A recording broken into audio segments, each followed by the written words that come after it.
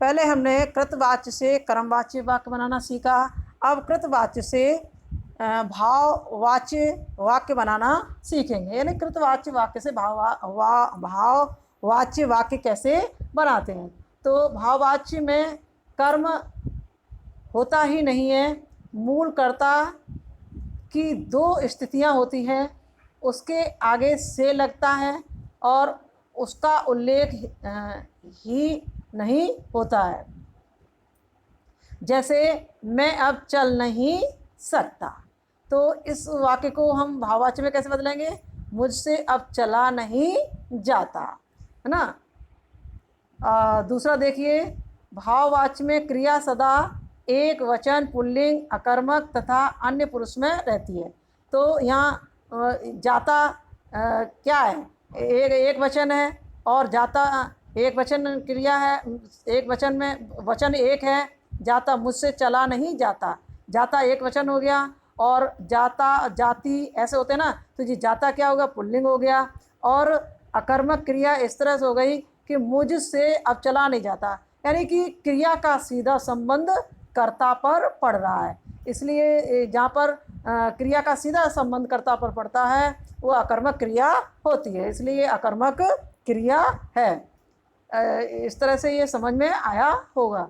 इसमें आवश्यकता निषेध सूचक नहीं का प्रयोग किया जाता है, जैसे मुझसे चला नहीं जाता, नहीं शब्द लग गया ना, तो ये निषेध सूचक शब्द इसमें प्रयोग किया गया है। क्रिया को सामान्य भूतकाल में बदलकर उसके साथ काल के अनुसार जा धातु का रूप जोड़ना चाहिए। जा कैसे जुड़ा, जैसे मुझसे चला नहीं जा, ये जुड़ गया, जाता है तो जा धातु यहाँ पर जुड़ गई। अब नीचे देखिए, कृतवाच्य से भाववाच्य कैसे हम बदलेंगे। तो यहाँ पर है कृतवाच्य वाला वाक्य, माताजी खाना नहीं बनाती हैं। कौन खाना नहीं बनाता, माताजी। तो माताजी क्या हो गए, कर्ता हो गई, तो ठीक है, ये कृतवाच्य हो गया। अब इसको भाववाच्य में कैसे बदलेंगे, माताजी से खाना नहीं बनाया जाता है, यानी भाव आ रहा है कि माताजी से क्या नहीं होता, खाना नहीं बनाया जाता है। और इसमें जाता क्या हो गई, एक वचन हो गया और पुल्लिंग क्रिया हो गई है, और इसमें निषेध सूचक नहीं का भी प्रयोग किया गया, इसलिए ये भाववाच्य वाक्य है। ऐसे ही और दूसरे वाक्य देखिए, वह नहीं चलती है, कौन नहीं चलती है, वह कर्ता हो गई, इसलिए कृतवाच्य वाक्य बन गया। अब इसको इसमें बदलेंगे भाववाच्य में, उससे नहीं चला जाता है। तो यहाँ चला जाता है, ये देखो क्रिया पीछे एक वचन में हो गई है और ये पुल्लिंग हो गई है, और उससे नहीं चला जाता है, यानी कर्ता के ऊपर क्या है, सीधा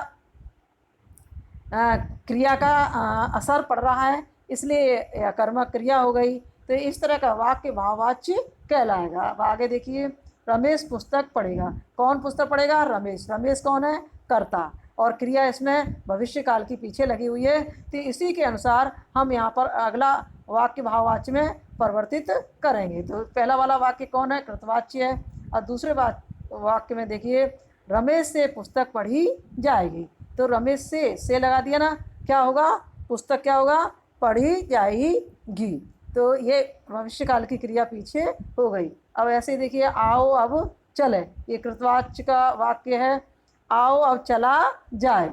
आगे देखिए, हम लोग रोज नहाते हैं। हम लोग है ना, कर्ता हो गया, रोज नहाते। अब इसको भाववाच्य में, हमसे रोज नहाया जाता है।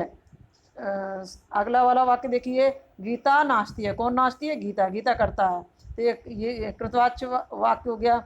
गीता से नाचा जाता है, ये भाववाच्य का वाक्य हो गया, है ना। राम नहीं सोता है, अब इसको इसमें कैसे बदलेंगे, राम से सोया नहीं जाता है। तो इस तरह से मैंने इतने वाक्य आपको समझाए। अब आपको कृतवाच्य से कर्मवाच्य में बनाना तथा कृतवाच्य से भाववाच्य बनाना आ गया होगा।